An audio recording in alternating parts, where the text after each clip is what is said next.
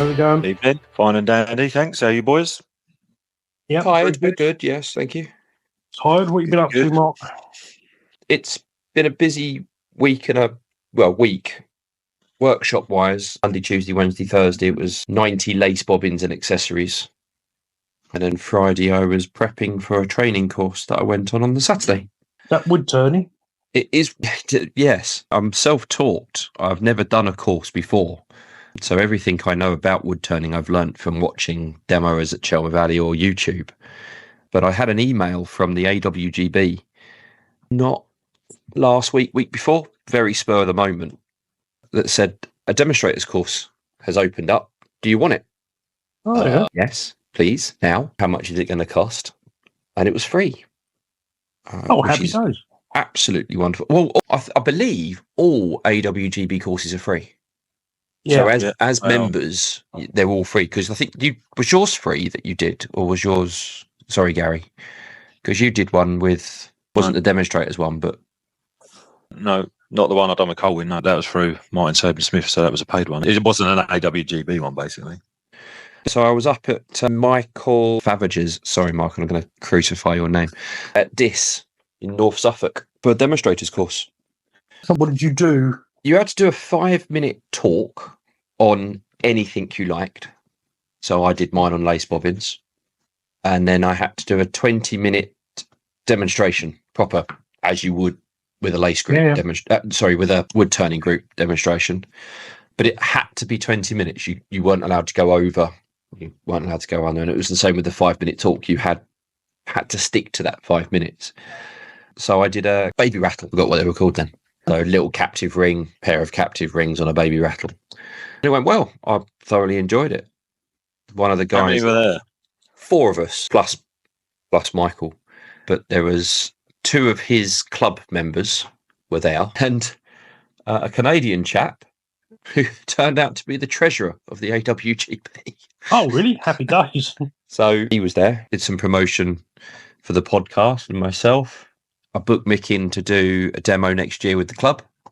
Whilst you're there, you might as well. He does demonstrations, might as well book him in. He's done a few at my other one, actually. Yeah, quite good. He always does something a bit random that you never thought of, and they're always pretty good. I've never seen him demo, but I got on well with him. I thoroughly enjoyed the course. It was a good day out. And then that evening, I hightailed it over to Peterborough because it was my other company's first event over in Peterborough. So we were setting tables up and setting the hall up for that, making sure it was all done for the Sunday morning. For an early start Sunday morning to run that event, which is genuinely terrifying. I have a whole new respect for the likes of Katie at Folk and Bespoke, who runs all of their craft fairs, because the worry that you've charged stall holders and all the stall holders are there and they've taken the time and they've set up and they've got the stock and whatever else, the worry that no one's going to turn up to buy anything. And unlike Katie's, ours was a paid entrance, so that's paid to come in, which we needed to help cover costs. So it was I didn't sleep Saturday night. I didn't really sleep Friday night, but I definitely didn't sleep Saturday night because of the worry. Did you sleep last night? Mate, I couldn't help but sleep last night. I nearly fell asleep in the van on the way home when I was driving. I got home, I downed, I had a beer and an Indian, and I fell asleep on the sofa. I was done. Just totally done. But yes, very good. So I'm still catching up on sleep. I'm still very tired. But it turned out the event went well. I shouldn't have worried, but I did. The course went well. So it was a good weekend all round. In retrospect. But yes. So what have you guys been up to? I have been just working through a few projects, basically. Done that thing when you tend to use resin quite a lot. You've always got a shed load of things on the go and all at different stages. And do you do your next batch of mix up and pour it? You're waiting for stuff to sort of harden and all that sort of stuff. So I finally got round to a few. I think, it's actually time to turn the buggers. So, so I've sort of done a few of those recently. Done one with like Lego characters that I've been thinking of doing for ages. So I bought a batch of Lego of someone just to go down the Lego route, and there just happened to be loads of actual characters in there. I saw that. So I thought, that might be an idea to try it out. And then when I was just sifting through, they obviously just had loads of police and burglar kits, Lego kits, or whatever, because there just seem to be shed loads of police and burglars in there. And the other thing is Formula One or racing drivers is the other batch of stuff that's in there anyway, for another day. Anyway, so I've done it quite a few times where I've got a sort of like a bowl blank, drilled the vertical holes and just filled it with resin. So you end up with columns of resin. And I thought, well, actually, I could just do this and then pop the people in there and just see how that comes out, knowing full well that I'd probably turn away the backs of them to make the walls thin enough of the actual sort of like bowl and just sort of like see how that actually went. And initially, because I thought I didn't want them to float up, so I put a tiny bit of black UV resin in the bottom of each of the holes or pillars, if you want to call them that, with the idea of sort of pop the person in, set that off on UV, let that go off, and then do the pour after. So that's what I've done. And then obviously and I thought rather than just have them all face it, I sort of paired them off and got them to look almost as if they was looking towards each other, like a pair of a burglar and a policeman or whatever. So I was trying to strategically place them, and then different ones weren't sitting right. I was thinking, I was getting more and more frustrated with it. And then you just think, that'll do. Anyway, so I poured the resin on top after the UV had gone off, left it for whatever, a couple of weeks. And then so when I started turning it, I was doing the base first, and as I was getting through the side, and you think, I should start to see some stuff soon, just sort of actually hit the corner of or the edges of the resin columns, and then all the black resin starts to come flying out where the UV hadn't actually gone off. Oh, and so obviously with UV, if it ain't gone off, it's never going off. It's not a matter of time, is it? It's just never going to go off. Yeah. And I was like, oh God. And I had the similar thing actually. I've done something similar, and I've done that. And then you're like, oh God, I've got to just get through it. And it's like, so it's all up the window. I literally got the black stripes up me sort of thing. Glasses, so with glasses off, and just got all up my face. And of course, it cured probably straight away on the window. Well, the thing is, I was just trying to wipe it as well. And I had the light, and I was trying to thinking, could I set it? But I couldn't be bothered to wait long enough. I know it doesn't take ages, but I thought I'd just turn it all out. And then I had like a rag over the top trying to stop it going everywhere. So in the end, I just turned the whole black away. But it was all right in the end, because obviously the clear came through. I probably took the tad bottoms off of their feet, just a small amount. But then you can see through the sort of like the base, if you like, because it's now clear where they're standing. So that was something to overcome. Adventure. Exactly. But as an experiment, I was quite pleased the way it came out, and it sort of gives you food for thought on other things. So it was good fun. I've done a golf ball. I finally got around to muck about golf balls as well. Oh, have you? I know you'd done one before, haven't you, Will? No, I haven't. No. Oh, I thought you'd done one. David's done one. I thought it was a point where and then just fill it. And I've actually got it here. Look. Oh, wicked. Oh, yeah, I like it. So they're just random. The fact that some of them. So look, the blue one had a black interior or inside, and you can't really see that. But the actual white ball has got a green inside there, whereas most of the others have got white inside. That one's just pot luck. What is the middle of a golf ball made out of? Is it like the bowling ball? So it's not as hard as the bowling ball stuff. It's like bloody concrete. It's not as bad, but it's one of those things where I didn't bother, but once you've turned it, you really probably need to, I don't know, give it a flood coat or lacquer or something like that to do it and then polish it up.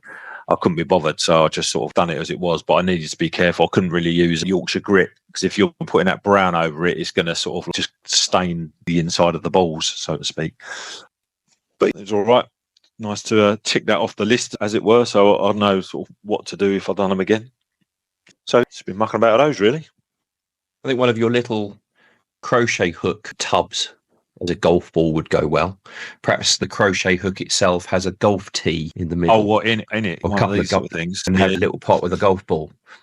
Because there's lady golfers that crochet, male golfers that crochet. So there is. Appeal. But you did those. Were they egg cups with the billiard balls? I did do those. So perhaps do a little set of egg cups as golf balls. I've still got a bunch of pool balls, actually. Oh, the other thing I've done was try your. Finally got around to the other day. Try your sphere jobbies. Yes, still haven't got a name for them.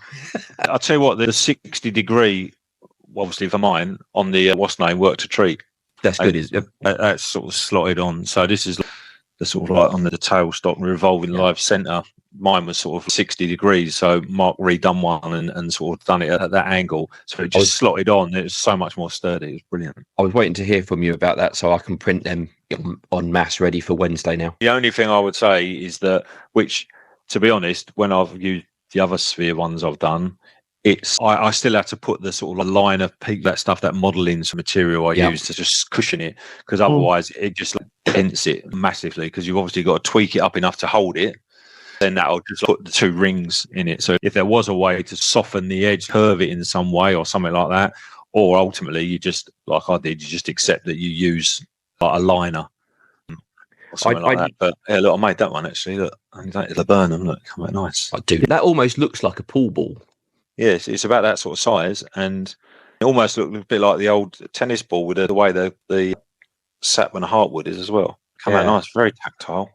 But I looked into finding a way of softening the edges, and I can't do it on the software easily because of the way it prints. And I threw one on the lathe and sanded it, and all it did was generate heat and melt, because that's what it likes to do. So I thought, well, what's if I just gently heat it and then get like a golf ball or a billiard ball and just press that into it to soften it? And I couldn't get it looking good. And then, because of course, when you push the golf ball in it, you then off center it, and then it all went a bit Pete-tong after that. So I looked into buying something like Plasti-Dip, or a spray, plasticized spray, and it gets very expensive very quickly. So when you look at them, normally you've got the metal ones. I've got a metal live center hub, and that really would dent it. Yeah, I've got that one as well. That's what I've been using up to this point. But I use that same sort of modelling. I can't remember what it's called, modelling foam or something like that, and just sort of, it's probably about 2 or 3 mil thick, and you just sort of like black self-adhesive foam? No, it's on white. It's almost like a sheet of A4 sort of thing, but it's just white. Basically, cut circles like that, snips around the sort of circle, so it can actually fold a bit easier rather than you just having a flat bit, and then when you're putting the ball in between or the sphere, it just sort of shapes a little bit to it, but it's just creating that little bit of cushion rather than those hard edges pushing into it. I'll have a look at some of that and see what I can get. I'm not going to put them on the website or anything yet, but I think the tri-wing ones are done. I think they're working well enough with the other tests. Oh, okay. So I'll offer them as a 45 and a 60 degree tail. And I've got 5 chuck options, 6 chuck options. So I'll see what other feedback people give me on Wednesday, because a load of people had them last month, and we'll go from there. And then I'll find a price. I bought some boxes for them, so they packaged nice, rather than just here's a live center and here's a chuck adapter. So for postage, but that's nice. It's good to know that the 60 degree worked a treat. That definitely worked. That worked a lot better. So excellent, thank you. No problemo. What about yourself, Will? What have you been up to? I've got one in the pressure pot at the moment. I'll put together at the weekend. That's Malibel, clear red resin and petals. Oh, nice. Not petals. Or rose petals. They're plastic petals. Oh. Okay. But they look pretty good, to be honest. And I've just like, we'll have a go at that. I was supposed to do it for Valentine's Day, but I'm like about 3 months out of date. I was like, what do I make? I've made a vase for a while, so we'll go for that. Have you put them? Have you sort of in a particular sort of bit like a groove, or just filled the whole thing up? No, I've just literally thrown them in and filled it up, and right. That's quite a lot went in. So I'm not quite sure what it's going to come out like, but we'll have a go and see what happens. So you'll have to be going through taking them all out the middle as well. So they will, yes, and they'll just come split off. Okay, resin goes through and soaks them through, as opposed to sort of flapping about. Yeah, I think so, because they're like a synthetic material, and that kind of get liquid through it. Yeah, absorbs it. Yeah, I suppose. Yeah, I think it'll be fine. I didn't even put it in the vacuum chamber, so we'll see what that comes out like. Else I've been up to. I released a video at the end of last week. I haven't seen the video, but I've seen you release the video. No, right. Yeah. That's the candlestick, is it not? Yeah, that's the candle one, yeah. And I thought the video was all right, but it's tanked anyway. It's doing absolutely nothing. It hasn't even got 1,000 views yet. which is pretty bad. It is for you anyway. Yeah. Oh, you think that's bad, right? I've done a few on YouTube recently, and I've sort of had another read up of to try out or sort of doing a certain way. And one of the things was like, because I didn't always do it, was about actually saying about scheduling and giving it at least 24 hours before you put it out. Yep. It said that in that 24 hours, YouTube is actually working out where it's going to share it to and all that sort of stuff, right? So that it said, so I was thinking, so little bits and pieces like that, right, that try this, do that, and some of the sort of like the hashtag stuff in the actual description, specifically around what ones it might use. And it was about, when I was watching these videos, it was all about, it was saying the algorithm, it needs to find a place for your stuff and learn an audience, And if you keep mucking about, chopping and changing and putting all various things, it's in a tiz and it never knows what to do. So it's almost like, as much as you can have a core stuff that's consistent. Anyway, so reading all this and I was thinking, this is going to sort me out, right? So I'm following that, and I followed it for about, I don't know, 3 or 4 videos or whatever, and some of them for me, they was doing all right in the hundreds. I got one up to, what was it, 860. I was thinking, oh, that's good. 360. And then I'd done a purple resin bowl about a week or so ago, and that got 440. And I thought, I'm sort of getting somewhere. And then when I was doing that Lego one, I thought, this is going to be the one, right? This one, surely. I've got the approach sorted, feels like it. And the content for this has surely got to go some, right? Everyone loves a bit of Lego in turning. Mate, it's had 18 views since really? Friday. Have you shared it on Facebook? I do that all the time on my stuff. How to go on Facebook? Because the Lego vase that I didn't actually do very well on YouTube, but it went absolutely mental on Facebook. I remember. Well, I think it's just a tick box in it to say share. Oh, or am I thinking of Instagram? Actually, I might be thinking of Instagram when I say Facebook. I don't know if I've got my YouTube hooked up to a Facebook account. No. I wasn't aware that it auto shared. It does between the meta group, so there are 3 meta options. So Threads, Instagram, and Facebook. But I wasn't aware that YouTube had that facility. I wouldn't do it anyway. That would be instant death. What, you won't put it to YouTube, to Facebook? No, not. Well, no, he pays someone else to do that for him anyway. That's for certain. Oh, right.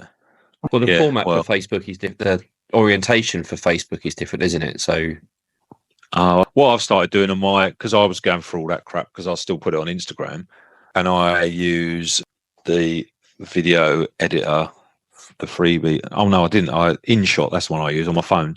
So when you go on that and you start one off, at the start you set the orientation of the canvas. So I'll basically do my video in YouTube format, so landscape, and then save mucking around. I basically just then take that in, when I've done it, take that in there again into InShot, change the canvas to 4:3, and then I try and keep most of it in the middle anyway. So then I can sort of zoom in that little bit. So when you see mine on Instagram, they're not full screen on Instagram, but they're big enough to see. And it just saves so much grief with redoing it and completely trying to get it into sort of portrait whole thing, because you're just not going to do it. So that's what I do with my stuff now. Just do it that way around, reduce the ag, shall I say, because it's not no ag whatsoever. No. I did buy, I think we talked about it a couple of podcasts ago, but I was on about buying a right angle drill, wasn't I? That's right, you were, yes. I bought one, game changer. Everyone needs a right angle drill. I actually couldn't be without it now. Tell us your top 3 uses of your right angle drill. Inside and outside of bowls when they're round the wrong way, when they're glued onto a chuck. So you're sanding on the outside of the bowl, but it's on the inner side of the lathe, if you see what I mean. Because it's on the chuck. I don't see what you mean. Not even remotely. Explain. What do you mean? You've completely confused us. The listeners aren't going to have a... So you've got a bowl and you put it on the chuck and you've done the outside. It's still on the chuck. And then you turn it around. To start doing the inside. The inside, right? And it's sanding that outside when it's up against the lathe. The bottom of it, because it's polishing and lacquer. Of course, you put polishing mops on it as well. And the inside, you can actually get in to do the sides properly. It's like a joy. It's like, why not? The inside on this, because if you're going straight in to do the bottom of the bowl with a drill, you're going in like that, but you're talking about that side. Gotcha. Because if you've got a straight drill, you're trying to get... Which one did you get? DeWalt. Good lad. Everyone likes yellow. Everyone likes yellow. But so I'm quite pleased. I'm much more pleased with it than I thought I was going to be. That's good. It's always good. Do you know what? I saw something this morning, tool wise, and we spoke about them before, our friends at Rutland's and their cheeky little teasers about reveal the price in the emails, right? Oh, yeah. Anyway, so it said something about back in stock, and it wasn't that I put a stock notification thing on or whatever like that. It's just a general mail from them. So it's obviously must have sold well, I reckon. And it was they're basically, we've been saying before, where they're making almost copies of everyone else's tools, right? And just branding it Rutland's and all that, probably going to the same Chinese mob who make them or whatever it is. But they are doing an orbital sander, but it's literally a Mercer. So the Mercers are 500 notes. That's the bugger. So the Mercers are like 500 or whatever. That one on its own, the sander is 150, but then it's doing it with a mini dust extraction as well. It's like a shop vac, really. I've got one already that you just put your plug in and you can do a switch so that when you turn the device on, the Hoover comes on automatically, goes off automatically and all that. And you've got this big thing about it even goes 5 seconds after you've turned it off on the Hoover to clear the dust out of the pipe. Just the Festols and the Mercers do. Exactly. So I was leaning, and I think with the dust extractions at 300 mark, I think 295, isn't it? Yeah. I think it is. And so I was thinking, do you know what? That's not bad if you're just purely using it for that, and it's proper sort of 95% dust free because you've got the tube and all that sort of stuff.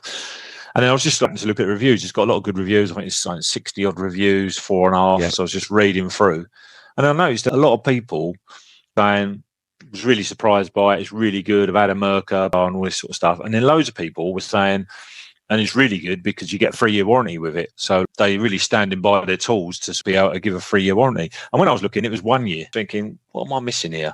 So I messaged them today. I thought, I'm going to ask them and go, everyone's saying this, but it's saying 1 year. And it's like, am I missing something?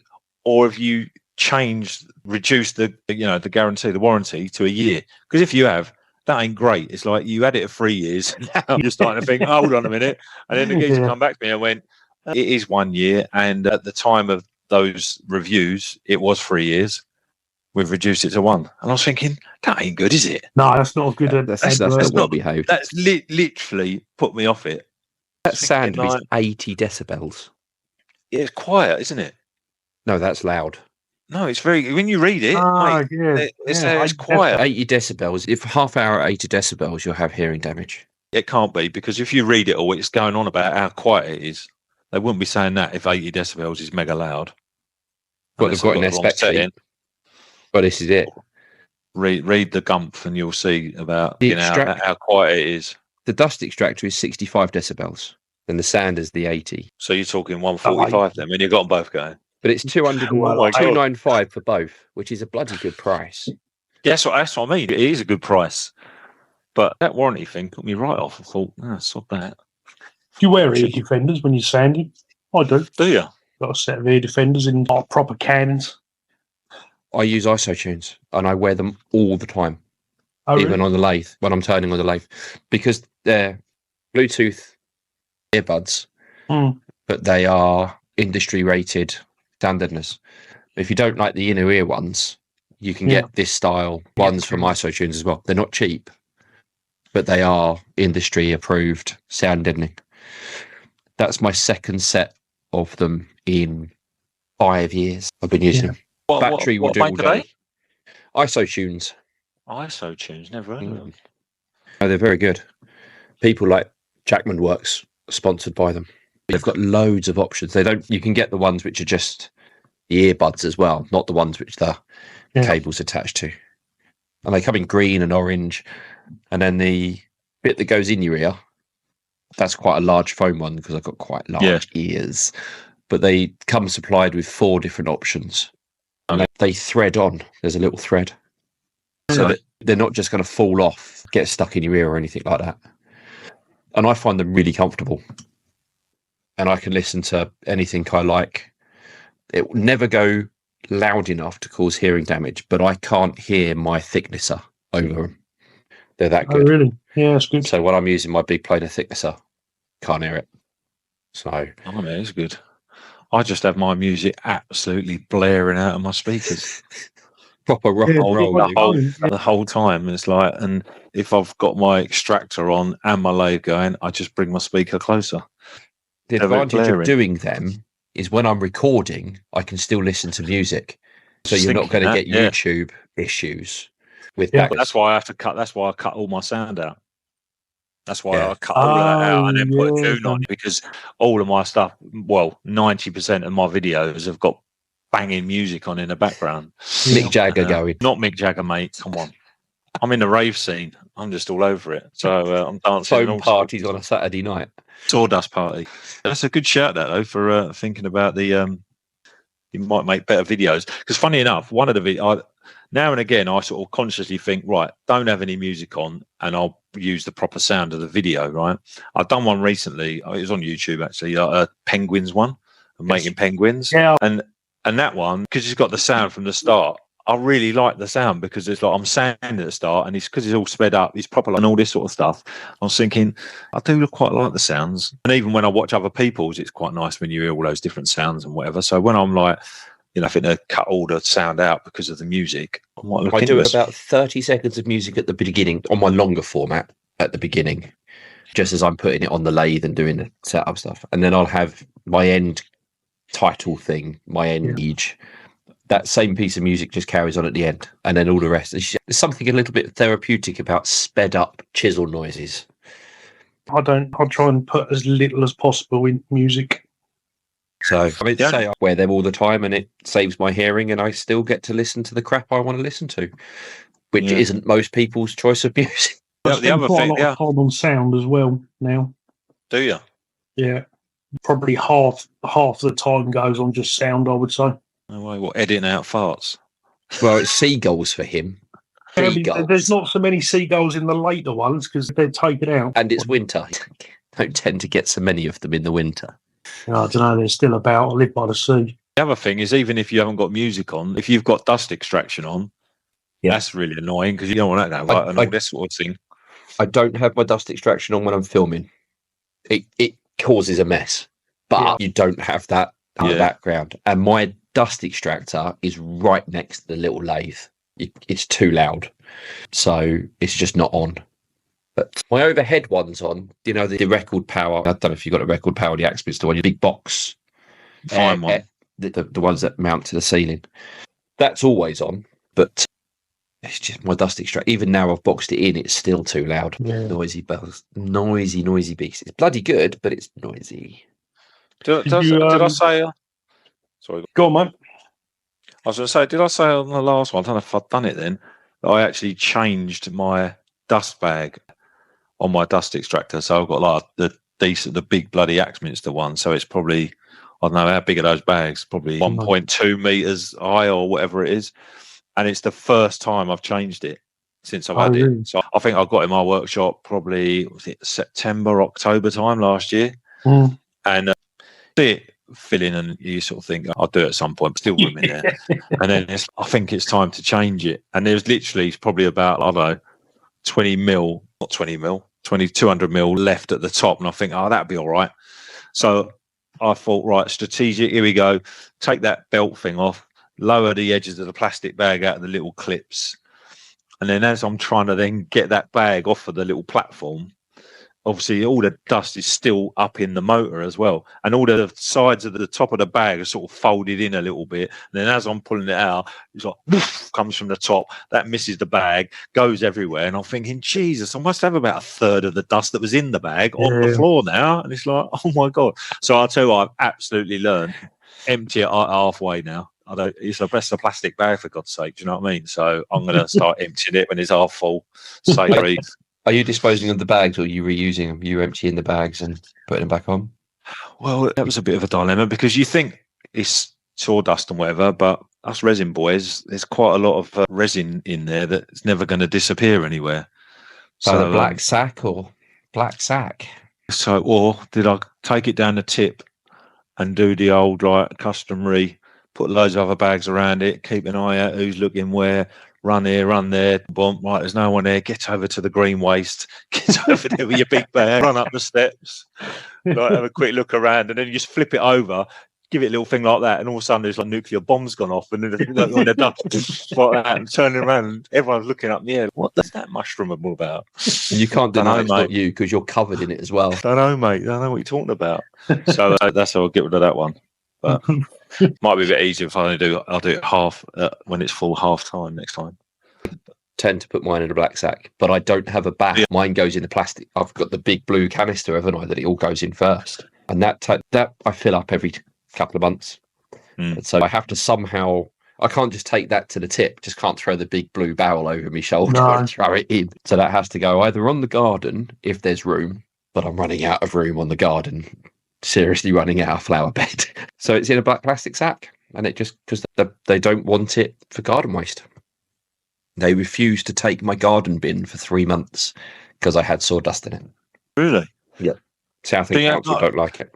Do you not have to pay? We had to recently, probably in the last couple of months, we got to pay for your bloody... Yeah, we pay for it. Yeah, we have to pay for ours. But it clearly says on the label at the top, no sawdust, which they added recently. Because I you never saw it on there before. Probably. And I spoke to a few of the allotments because they normally have like a compost heap. And I said, look, this is what I do. Do you want the sawdust? And they went, no, because you might have a wood that would contaminate the rest of it. My carrots. So if I've turned something like laburnum that can contaminate the soil. Oh, my God. They don't want it. I don't turn laburnum, but they oh, no. So what woods do you use? Oh, blimey, it could be anything from Purple Heart to Muddy Burl or whatever. Oh, no, we don't want that. But it's really prime, good condition wood shaving. Yeah. It's Kingwood and Boxwood and some really expensive shavings in there. They're like, no, but what about the ebony? Do you want the ebony? No, don't want. Where I use all the exotic woods. It goes on the garden if I've got room. But no, it's black plastic sack. But emptying a blue bin, a blue barrel, into a black plastic sack goes everywhere. It's almost not worth bothering. Just let it fall on the floor. You want to, well, you still got to put in a bag, I suppose. You need to find someone who's got hamsters and guinea pigs and rabbits and stuff like that. Surely they have it, don't they? Can't use it because I turn things like you. Oh, because of the poisonous woods. Toxic woods. Just say don't use toxic woods. Well, you should just do what I do and just open the garage door and get the airline out. Don't know what's up with you. Never had a problem. Next door, I've got a lovely dusty fascia on their ass. I take it you move the Jaguar miles round the corner before you do that. No, just get covered in dust. Goes eventually. If I did that, Mum would kill me getting sawdust all over the Rolls Royce. She would kill me. The thing is, you're doing it every time you go in there, or every few days, or once a week. I'm picturing that you're just doing it with the big bag of sawdust. You just pour it out in the driveway, then get your airline, blast the whole lot all down the road. That'd be as the posties walking around the corner, getting a mouthful. Yeah, as you got a load of fields around you, though, haven't you? Can't you just pour it into one of your neighbours' fields? I could, but I'm sort of conscious of the resin in there. Right. That would end up going, but then I'll just end up with massive piles of turnings. But you hide it in the skip at the moment. You should have just tipped it in the skip. I could do, yeah. Extra big one at the moment, so I can put all sorts in there. But I did sort of think about putting it in the skip, but at that point it was actually chocker. So all about timing as well, I suppose. And you're not always going to have a 12-yard skip on your driveway. No, hopefully not. Yeah, hopefully not. Yes. I need to buy some wood now. What? Do you know how to buy? Do you know how to purchase things like that? I won't know how to purchase resin these days, but no, I haven't bought wood apart from Malibel. I haven't really bought wood for years, but I bought that chimney thing to cut up all the bits of wood that I'm never going to use in a million years, and I don't really have any wood left now. Whoops! So I need to stock up. What sort of wood are you after? What do you know? What you want? I don't want blanks. I don't want dried blanks. I want misshaped, weird stuff. Preferably be quite big. Big anyway is what I really want. I've got some really manky that could do with a good resin in. Depends on how manky it is. I burnt a lot of that the other day. Oh, right. Okay. I burnt the really manky stuff. The reasonably stuff is still drying, but I try and keep cherry in one piece. It's almost impossible. Yeah, no, it's impossible. Yeah. I love red cherry. I think it's quite boring. I'll bring one of my cherry blanks up on Wednesday, Yeah, and you'll see what Yeah. colours in these blanks are absolutely stunning. Really are gorgeous. Yeah. Bring you up a 6 or a 9-inch disc. You can dry it at home and whatever. Oh, are they fresh then? Fresh. A year old. But the tree had about 4 or 5 different kinds of rot. God knows what else. It really murdered this tree. It was all prep, but it's just where it's drying, it's split apart. So it's primed for resin. Yeah. Yeah, I'll bring up. I won't carry on drying it. I'll let you dry it because I had the stuff I have been using. I've been putting in the oven. Oh, really? I've replaced our oven in here. Mm. The oven that was in here was a microwave oven. Did everything. Yeah. It was going rusty and manky, but it's perfect out in the workshop. Just turn it to 50, 60 degrees and throw some blanks in there for a few hours, and that just gets it drier. So I've been doing that. Do with some ash trunks. Love ash. Where are you going on holiday?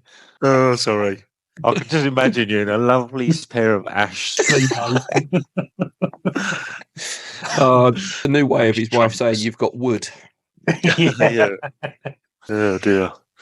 Okay. Yeah. Must be sites that have got it, surely. You looked at they've not done enough research yet on the usual. No, not really. Have you tried NB? Well, you were going to join me at NB Timbers. I'd quite like to have a trip over there, to be honest. I'm not available now for the first Saturday, so I can't meet you over there, but it's worth taking a trip. Is it MB? November Bravo. Yeah. If you don't want... Well, he does have planks over there, but he's mostly turning blanks. Yeah. If you want random stuff, Timbers, because they do planks that you can then cut semicircles out of and whatever else. Yeah. And they do a really nice selection of exotic woods as well. Okay. I keep meaning to take a trip down there. I have used to get them to deliver. Yeah. No problem with them. I'll go see what Simon's got. I never thought about that. He doesn't do a huge amount, but he's got some there. Yeah. An email and see if he'll bring some up on Wednesday. Is that Wednesday, is it? Yeah. He's going to be there. How's that going to be useful for him? Simon Hope is coming to Chelmer Valley. Oh, look, Will's turned up. There's a surprise. I put that out on Facebook the other day on the Woodturning UK Facebook page. We've had a bit of response from that as well. So we'll hopefully have a nice full room. Oh, you reckon? No, not even remotely. Wow. No. I'll tell you what I did see was that sort of email you sent out about Wednesday and about Steve releasing a book. Did you not know about that? No, I didn't. Yeah, it's released. I'll get him on the podcast. Yeah, decorated. Have you clicked the link? Yeah, you looked at it. Yeah. Got mine pre-ordered already. Yeah, looking forward to that. Do you know how long he's been working on it? 3 years, I think. Really?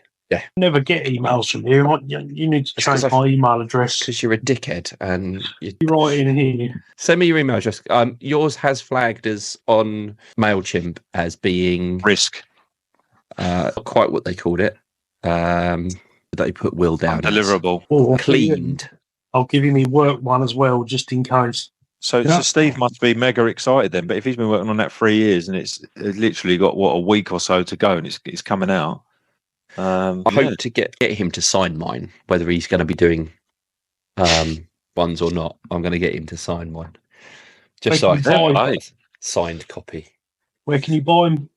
Amazon. At the moment, the only one I could find was Amazon, but if you Google him, you'll find it elsewhere, but I'll use Amazon anyway. What's his name? Steve Crouch. Hang on a minute. I'll Is he a Stephen PH or give me a second. Patience. Not a step hen. I was know anything about it. I don't know how I've missed that before, but a fair play to the bloke. There's the link. Oh, nice. It's proper good days. It's a really nice book cover as well. Sorry. I see Barry's got a few call outs in there. Has he? Yeah. Because he's some of the pictures of the work in there are Barry's. That's good. Be that basket weave. That's it. I think there's another one of his in there as well. But no, that's cool to have a book published. I'll buy that. I'll pre-order it right now. We'll have that. Yeah. It's 19 quid. Yeah, I know. Wait to get it second hand. Yeah, it's too late. I've already pressed the button and it's done. It's 160 pages. It's a big book. There's a lot of stuff in it. When you go through the contents, whatever, a lot of stuff he's covering in there. A little browse, so that might give us some inspiration. Which is why he gets quite annoyed when, for the last couple of years, we've won the decorated trophy at Chelmer Valley, because he put so much work into wood decorating and he hasn't placed.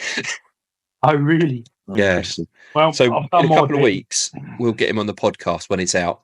Oh, good idea. A real author on there. No one knows him, but we'll have a real author on there. But he can plug it, and That's good. he's done well. So when's it coming out? I didn't actually look to see. 27th, 20. It's about a week or so. In the next couple of weeks, easy. May Or the end of the month. 27th. So, yes, 8 days. Okay. The ultimate, I might release a video and see how that does, but like a book after 3 years and seeing how that goes, that's another level. It's And he'll know if it's gone well when the publishers go to him. So, what about book number 2? Yeah. He'll go, I'll run out. I can't have any other decorating techniques. Can I just relaunch? Let's do a revised edition and add just one in. Let's do that, yeah. Sort of thing they're doing it. Add another chapter. Just do the whole edition. When you look through some of the paperbacks when the book was written like years ago and it's got like editions. Yeah. The list. Some of the Terry Pratchett's have got that now. But I think that's going to call it an evening. No, there's one more thing. So, just one before more we thing. go, see David hit 2 million followers. I see that, and he's still not on the podcast to celebrate. So, No. What was the what has that increase rate been like then? What was he? Is he 1 million 6 months ago? Or no. So I would say, So I would say when I monetised, which is probably about a year ago now, he was a little over 1 million. So really, yeah. So he's up, which is pretty good going. The other day, because there was of his on another website, and you get, don't you, where people are stealing your videos and reposting them as yours or whatever. So I messaged him. I said, have you seen this? I think someone's stolen your video. He went, no, in that group as well. Oh, that's Craftopia, isn't it? Oh, that's the one. Yeah. So he's got, and I don't know how many followers that's got. Whether that's more or he's less. monetised now. Now I do know. So he's posted out on 2 different Facebook groups. So he's done that because he wanted to do some other stuff other than just wood turning for things like boards and stuff like that. I think he just subsidises it with some of his stuff every now and again. All right. He asked me whether if I wanted to make for it, and I think the odds that he would get like the craft. Who's the can't remember what it's called now. Crazy Craft. Basically, he was going to take like, other people's videos and host on there, and then give them a cut of the revenue. You know, have a good idea. You know. Yeah. He approached me, so no, it's not a good idea. He's got standards. Yeah, but I think the problem is he's after anything but wood turning because he can do the wood turning, but can't he? Yes. Well, he's not bad. Is there any about why he's done it? It's not because he started talking on his videos, is it? It didn't start to go bananas on that. Oh, I think it's just the amount that he's posting, to be honest. The volume, yeah. I don't think he can do wood turning. He could do resin turning, but he doesn't do a lot of wood turning, let's be honest. He's like, Will, doesn't really know what wood is. Yeah, but monetized. Yeah, I know. There you go then. Yeah, I had a demonstrator's course to earn more money to go out to different wood turning groups so I can make money. Yeah. That'll be you in a year's time then. Well, what are you up to at the moment, followers wise? 75. Okay, so Let me know the other day I hit 980. You'll be a million. Yeah, good to you. I mean, I changed their monetization program out on Facebook, or is it still invite only? Do you know? No, you monetized. He's invite only. Is it still? Yeah, no, he's invite only. Oh, I haven't been on Meta for that long. It's logged me out. Never mind. Right. Okay, take care, guys. See you in a couple of weeks. See you Wednesday. I'll see you both Wednesday. Yeah. FaceTime will. Okay, all right. Bye, fellas. Bye.